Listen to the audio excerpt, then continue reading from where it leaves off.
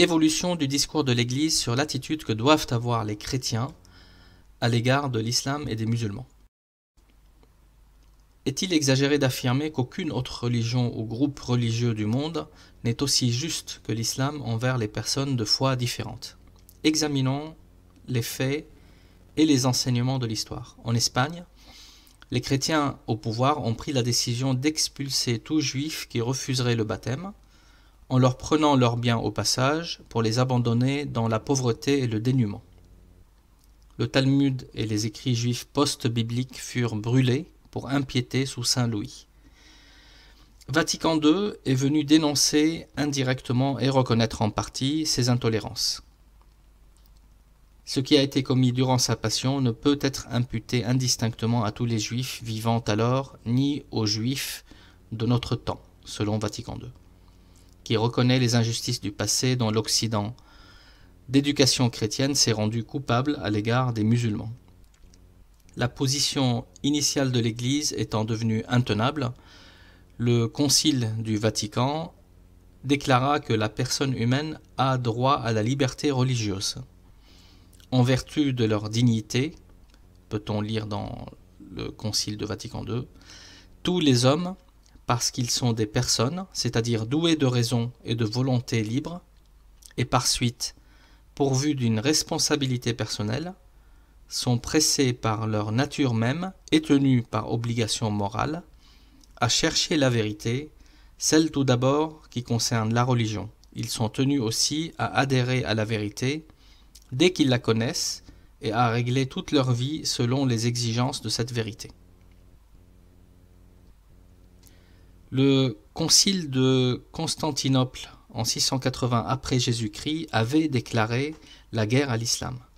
Une guerre totale et éternelle, l'anathème. En déclarant l'anathème contre l'islam, on voit bien ce que les catholiques de l'époque avaient en vue, l'extermination complète des musulmans, en référence à ce que les juifs auraient dû faire sur l'ordre de Dieu aux populations cananéennes maudites. Et si le moindre doute sur cette question subsistait encore dans les esprits, le Concile a détaillé son but. Ce n'est pas un anathème, mais 4 qu'il déclara. Anathème contre l'islam, faire disparaître cette religion. Anathème contre le Coran, faire disparaître ce livre. Anathème contre Mohammed, effacer son souvenir. Et anathème contre les musulmans, anéantir la communauté. Cette déclaration de guerre totale, cette volonté de génocide, ne fut atténuée qu'au XXe siècle, récemment donc, au Concile de Vatican II, 1962-1965. Ce concile qui marque un renouveau de la foi chrétienne et une humanisation de ses rapports avec l'islam, jadis traité comme Église du diable et aujourd'hui qualifié de monothéisme absolu. Le docteur Maurice Bucaille cite un document émanant du secrétariat du Vatican pour les non-chrétiens. On peut y lire « Le document oppose l'idée répandue de l'islam, religion de la crainte, à l'islam, religion de l'amour, amour du prochain enraciné dans la foi en Dieu. Il réfute l'idée qu'on a propagée faussement, selon laquelle il n'y a guère de morale musulmane, et cette autre, partagée par tant de juifs et de chrétiens, du fanatisme de l'islam, qu'il commente en ces termes.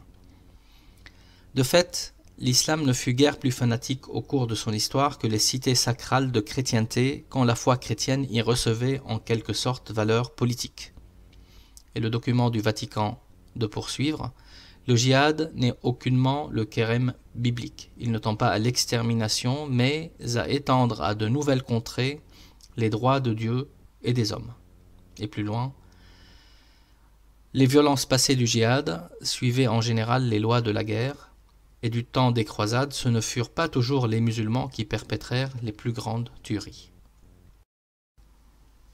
La tolérance de l'islam envers les non-musulmans, qu'ils soient dans leur propre pays ou en terre d'islam, est clairement démontrée par les faits historiques. Faits qui ont été rapportés non seulement par des musulmans, mais aussi par de nombreux historiens non-musulmans. Le patriarche Giotto a écrit « Les Arabes à qui le Seigneur a donné le pouvoir sur le monde nous traitent comme tu sais. Ils ne sont point ennemis des chrétiens, En fait, ils louent notre communauté, traitent nos prêtres et nos saints avec respect et offrent leur aide aux églises et aux monastères. Will Durant a écrit: à l'époque des Omeyyades, les peuples de l'Alliance, les chrétiens, les zoroastriens, les juifs et les sabéens, étaient tous traités avec un degré de tolérance que l'on ne retrouve plus aujourd'hui, pas même dans les pays chrétiens. Ils étaient libres de pratiquer les rites de leur religion, tandis que leurs églises et leurs temples étaient préservés. Ils jouissaient d'une pleine autonomie, en ce sens qu'ils étaient assujettis aux lois religieuses des érudits et des juges. Non seulement l'islam exige-t-il que l'on laisse les autres pratiquer leur religion comme bon leur semble, mais aussi qu'ils soient traités de façon juste et équitable. Mettant en garde les musulmans contre tout abus envers les non-musulmans en terre d'islam, le prophète Mohammed, paix et salut sur lui, a dit: prenez garde, quiconque se montre dur et cruel envers une minorité non musulmane, bafoue leurs droits, les accable au-delà de ce qu'ils peuvent supporter, ou prend d'eux quoi que ce soit contre leur gré, je porterai plainte contre cette personne au jour du jugement. Combien cette attitude est loin de celle de la plupart des nations qui, jusqu'à nos jours, non seulement bafouent les droits des religions étrangères, mais aussi des présumées races étrangères. Alors que les musulmans étaient torturés à mort par les païens de la Mecque, que les juifs étaient persécutés par l'Europe chrétienne, et que divers peuples à travers le monde étaient opprimés à cause de leur race ou de leur caste, l'islam appelait au traitement juste et équitable de tous les peuples et de toutes les religions, et ce, sur la base de ces principes de miséricorde qui redonnent leur dignité aux êtres humains. Alors, pour retrouver ces éléments et plus encore, visitez notre site à l'adresse qui est inscrite à l'écran à la rubrique Islam et relations avec les non-musulmans. Vous pouvez bien sûr me contacter via ce site dans l'onglet Contact pour toute question ou suggestion, et dans la prochaine vidéo, j'aborderai la thématique suivante, Islam et droits de l'homme.